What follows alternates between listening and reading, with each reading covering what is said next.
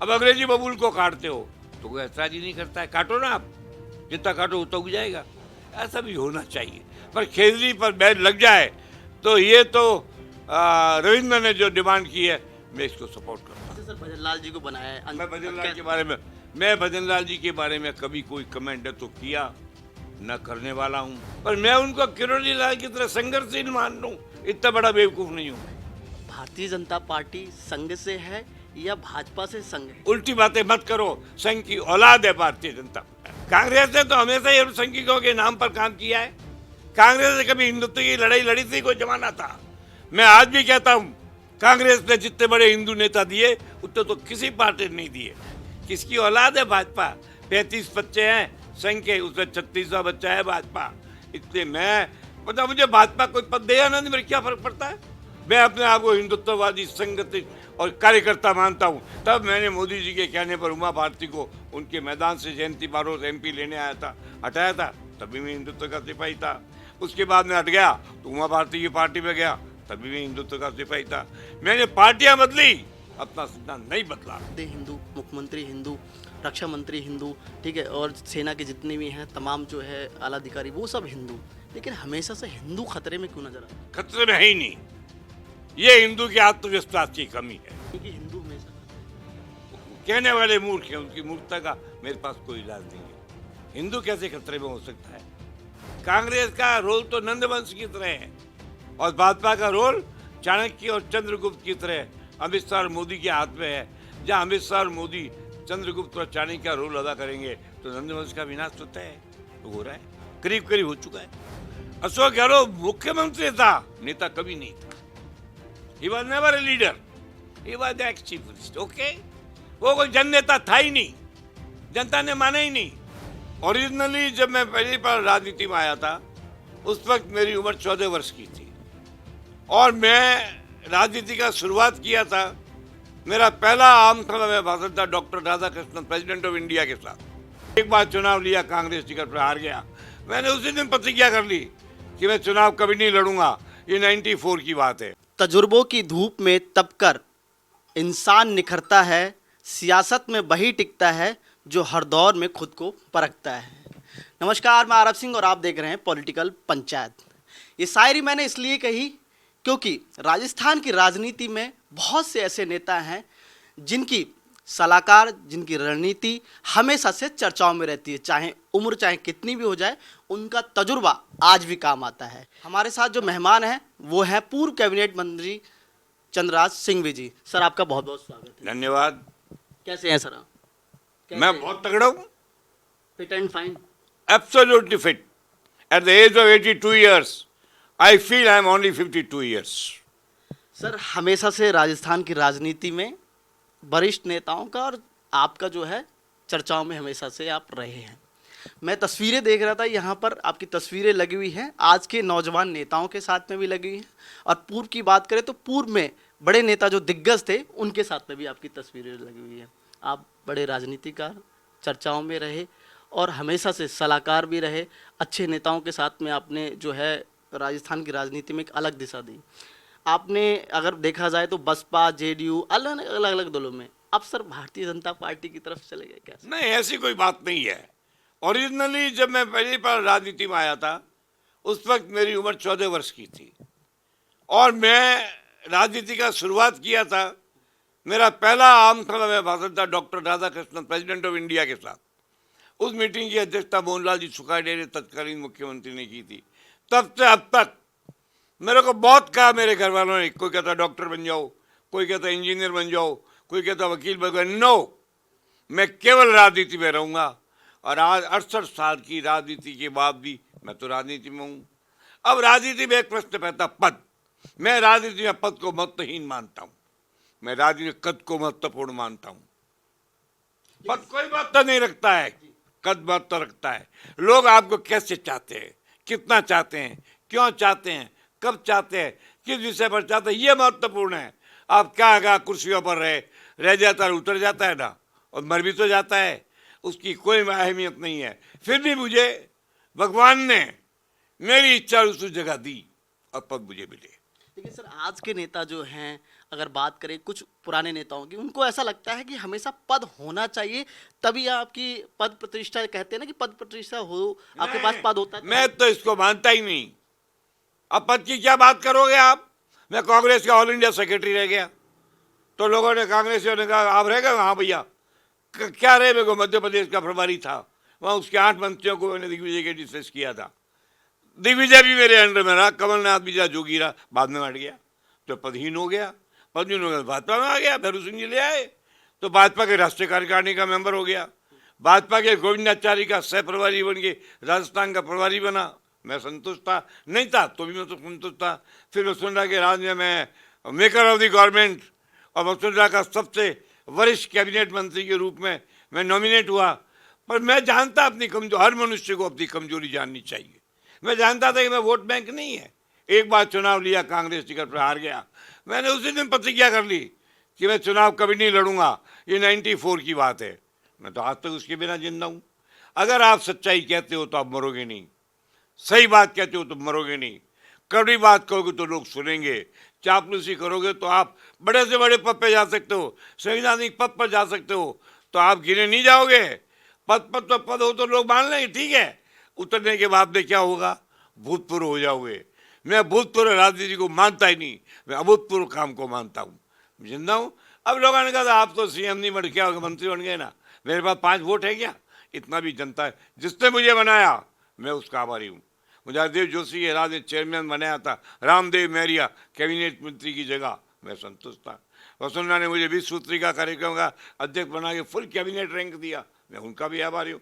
मनुष्य को आभार नहीं भूलना चाहिए। मेरे जीवन का एक पोस्ट है जो आपको ने देखा, उस पोस्ट में मैंने 3 लाइन लिखी है। नंबर पहला, जिसकी जवान का पता नहीं उसके बाप का पता नहीं। नंबर 2, दोस्ती रखो तो कर्ण की तरह, दुश्मनी करो तो दुर्योधन की तरह। और नंबर 3 था, जो कृतज्ञ लोग होते हैं उन्हें कभी लोग याद नहीं करते। कृष्ण ने कहा था हर अपराध की सजा है, कृतज्ञता की सजा नहीं है। आप जनता के प्रति अपनी कृतज्ञता को मानो, आप अच्छे रहोगे। ठेका है क्या? आपको शपथ मिल जाएंगे, कोई ठेका नहीं है।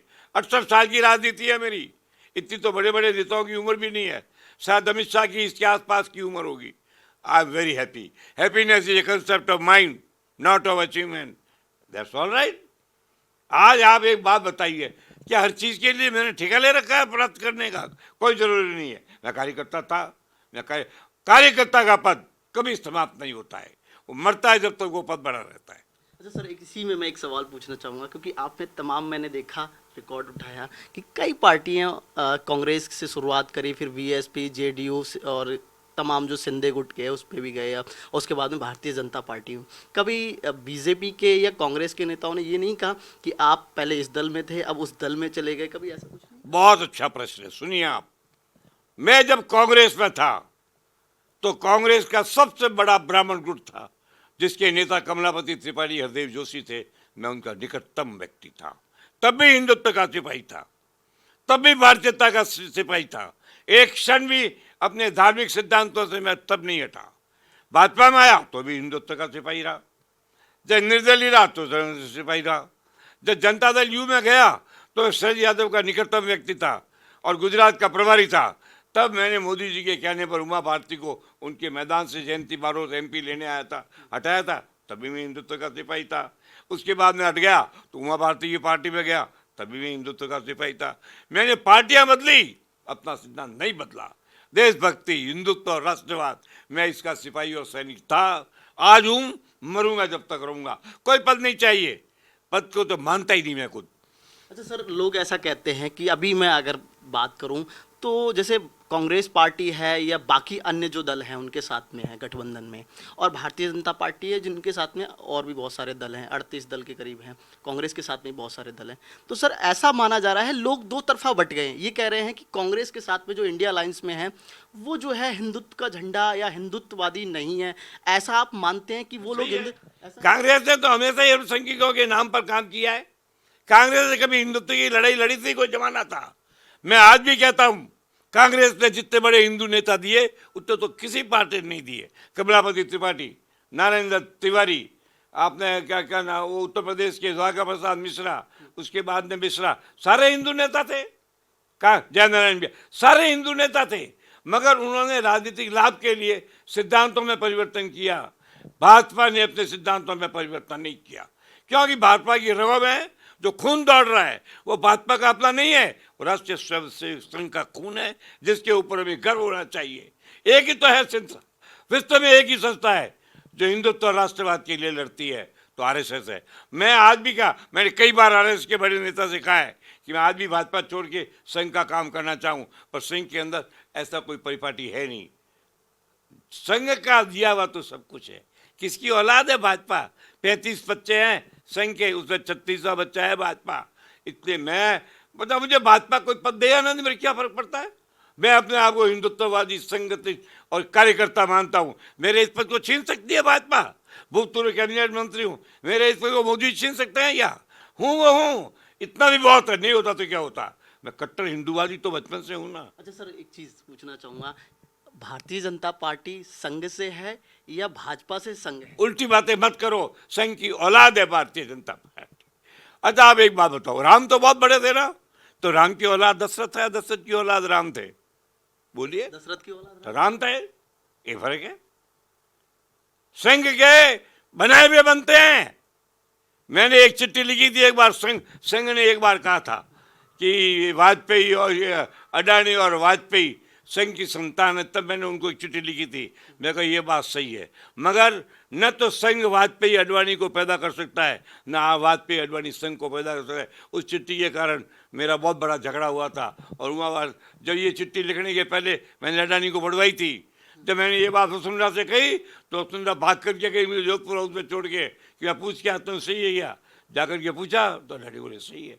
मैं जो करता हूँ खुला करता हूँ, क्योंकि इच्छा नहीं है।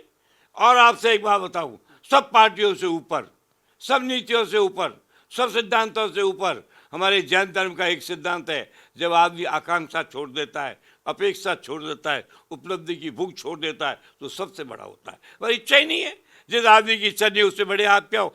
कौन कौन बीजेपी का मूर्ख ये कहेगा कि मैं नरेंद्र मोदी को नेता नहीं मानता हूँ? मैंने कहा ना, मैं उनका सबसे बड़ा समर्थक हूँ। 100 से ज़्यादा इंटरव्यू उनके लिए दिए हैं, नेता नहीं मानता। तो मुझे प्रश्न से, मुझे नेता किसको मानते हो? क्योंकि मेरा नेता तो मोदी जी से 1000 गुना बड़ा है। कौन है वो? मैं को मेरा अपना नेता, अपना गुण, अपना सर्वेश भगवान भोलेनाथ शिव शंकर को मानता हूँ। आज भी अपनी बात पर कायम हूँ। लोग ऐसा कहते हो आपका कोई क्या नौकरी दोगे आप मेरे को? मुख्यमंत्री तो आप बनाओगे नहीं, पूर्व मंत्री में हूँ, क्या दे सकते हो आप मेरे को? मुझे कोई दे ही नहीं सकता। लोग क्या राज्यपाल से खुश है क्या? वो पूछो वो मातुर को, वो पढ़ा है वहाँ मणिपुर के अंदर, राजस्थान के लोगों की याद आती है। मेरे परम मित्र जिनको मैंने गृह मंत्रालय दिलवाया था अब्दुल्ला से, वो आजकल राज्यपाल है पंजाब के, पूछो उनसे खुश हैं क्या? खुशी तो घर में होती है, अपनों के साथ होती है, परिवार के साथ होती है। अपने मंदिर, आप मेरा मंदिर जाके देखो, मेरा महादेव का पाली मंदिर देखो, मेरा जैन मंदिर देखो। वहाँ धर्म बहुत बड़ी चीज है। आज का राजनीतिज्ञ धर्म को भूल गया और कर्म भी स्वार्थी करने लग गया, इसलिए राजनीति का पतन हुआ है, राजनीतिज्ञों का पतन हुआ है। ये नहीं होना चाहिए। सर, वर्तमान में अगर हम बात करें, बीजेपी हमेशा से हिंदुत्व के लिए आगे रही है, उसका हमेशा से एजेंडा रहा है। तो अभी बात करें, जितने भी नेता मंत्री, बड़े कैबिनेट मंत्री, ज़्यादातर चाहे केंद्र की बात करें और राजस्थान की भी बात करें, राष्ट्रपति हिंदू, मुख्यमंत्री हिंदू, रक्षा मंत्री हिंदू, ठीक है, और सेना के जितने भी हैं तमाम जो है आला अधिकारी, वो सब हिंदू। लेकिन हमेशा से हिंदू खतरे में क्यों नजर आता है? खतरे में है ही नहीं। ये हिंदू के आत्मविश्वास की कमी है। हिंदू कैसे खतरे में हो सकता है? जिस दिन हिंदू खतरे में होगा, विश्व खतरे में होगा। जिस दिन हिंदुत्व नहीं रहेगा, विश्व में मानवता नहीं रहेगी। मैं तो कट्टर जैनी हूं और हिंदुत्व का अंधा भक्त हूं। हिंदुत्व तो सब कुछ है। हिंदुत्व मानवता की आधारशिला है। हिंदुत्व और सनातन विश्व की आधारशिला है। हमारा जैन धर्म, हम जैन है, मैं अपना कुछ जैन, मैं हिंदुत्ववादी जैन हूँ, मैं जनातन हूँ। जैन और हिंदू पार्टियां क्यों कहती हैं कि हिंदू हमेशा खतरे में रहता है? कहने वाले मूर्ख हैं, उनकी मूर्खता का मेरे पास कोई इलाज नहीं है। हिंदू कैसे खतरे में हो सकता है?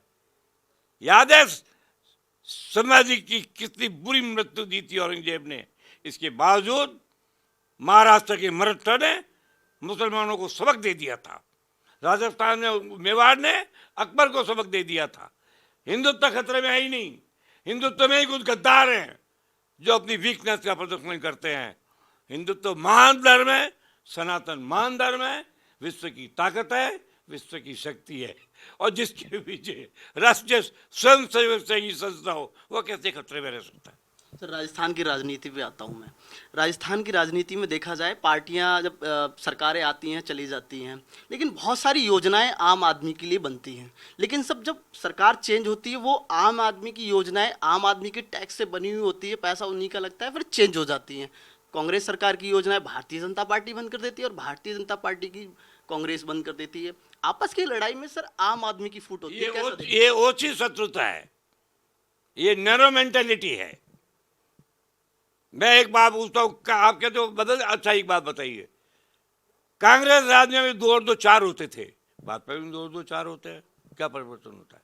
कोई परिवर्तन नहीं होता है। कुछ ओछे और टुच्चे लोग आ जाते हैं राज में, जो अच्छी योजनाओं को इसलिए छोड़ देते हैं कि हमारी पार्टी का होना भी ज़्यादा अच्छा नहीं है, देश के लिए प्रांत के लिए होना अच्छा है।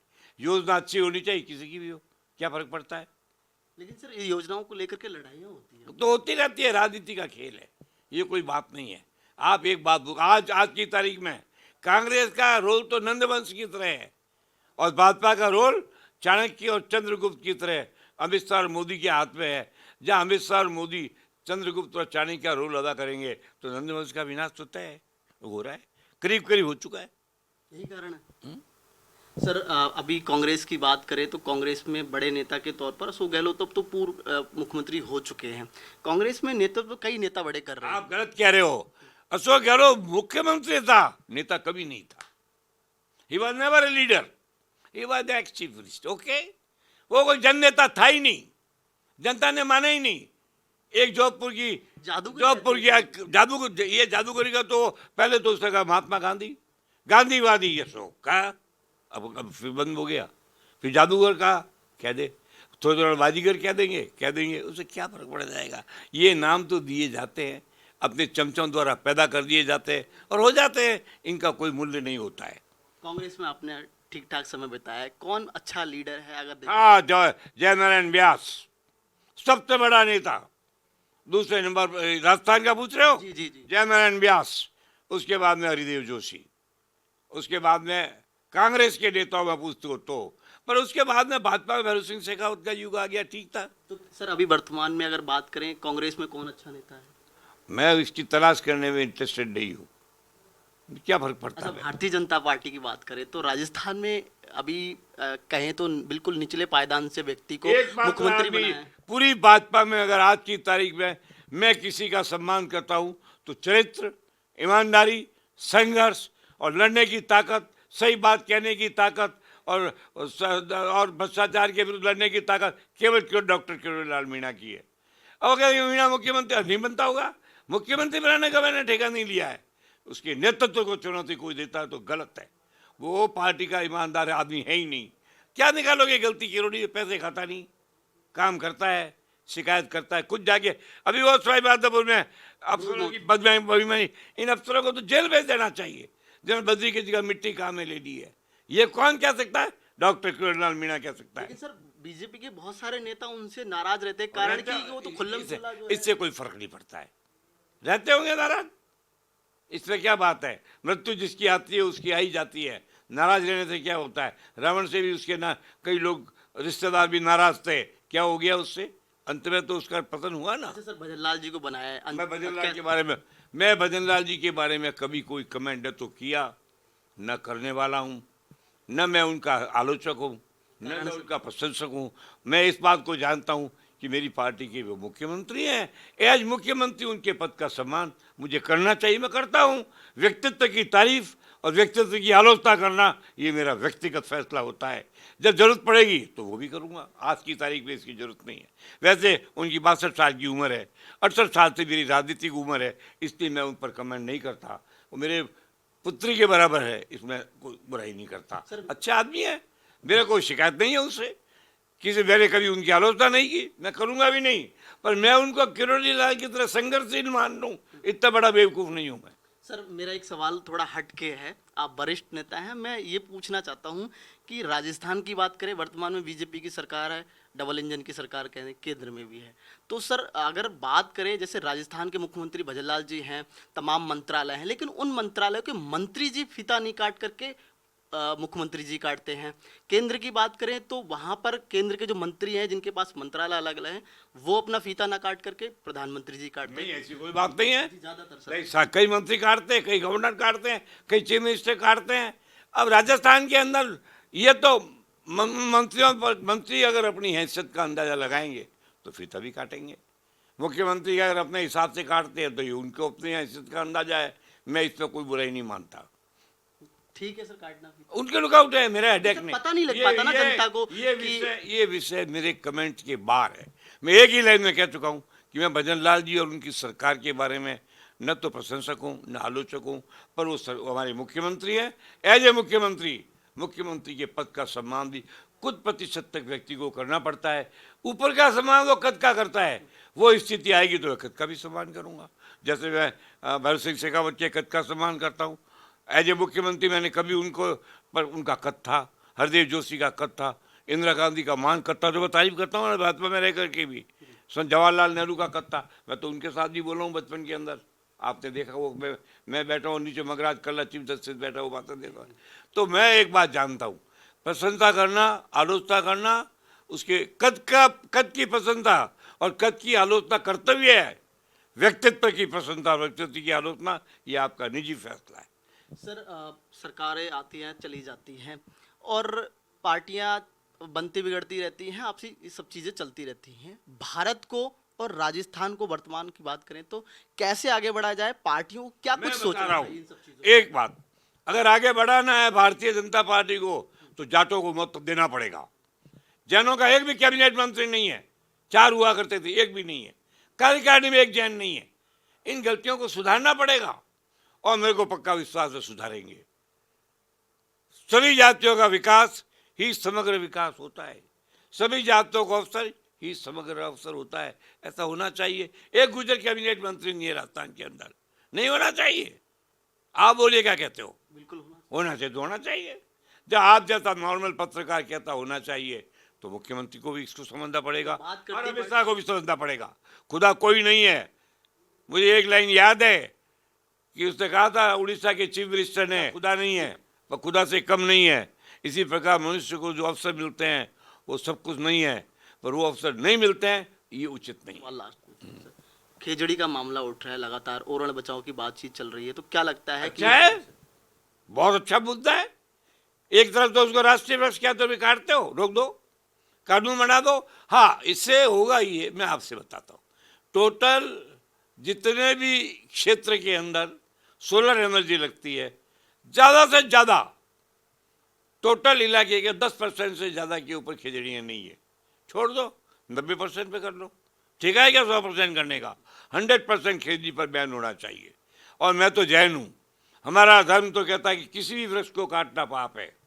किसी भी वृक्ष को, पीपल को काटो, बड़ को काटो, खेजड़ी को काटो। अब अंग्रेजी बबूल को काटते हो तो कोई ऐतराज ही नहीं करता है, काटो ना आप, जितना काटो उतना उग जाएगा। ऐसा भी होना चाहिए, पर खेजड़ी पर बैन लग जाए तो ये तो रविंद्र ने जो डिमांड की है मैं इसको सपोर्ट करता हूँ। बहुत बहुत धन्यवाद। तो देखिए हमारे साथ थे वरिष्ठ नेता राजस्थान के चंद्रराज सिंह जी, जो कि कैबिनेट मंत्री भी रहे हैं। तमाम मुद्दों पर मुखर होकर हमने बातचीत करी और उन्होंने जवाब भी दिया। लगातार हम आपको दिखाते रहेंगे। बने रहिए मेरे सहयोगी राजेंद्र के साथ। मैं आरब सिंह, पॉलिटिकल पंचायत, जयपुर।